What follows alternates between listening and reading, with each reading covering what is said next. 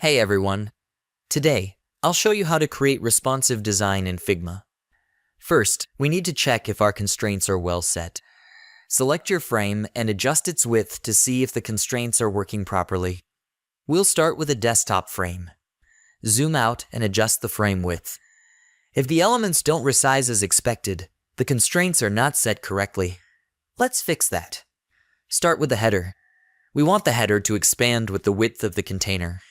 Change the constraint to left and right. If the elements within the header don't resize correctly, they might be set to fill instead of fixed width. Change them to fixed width or set the constraint to center. Select the frame and test again. The element should now resize correctly. Repeat this process for other elements, adjusting constraints as needed. Click on Plugins and select the Breakpoints plugin. Note that it has a freemium model, but the free version allows one breakpoint per file, which is sufficient for many cases. Create a new adapted layout. You can add breakpoints manually or use the default settings. I'll add 2 more breakpoints and delete the unnecessary ones. Set your tablet frame and your desktop frame.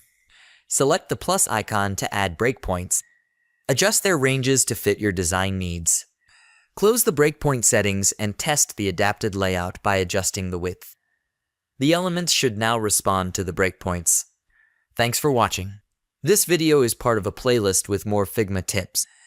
Check out the full web page design tutorial in the description below.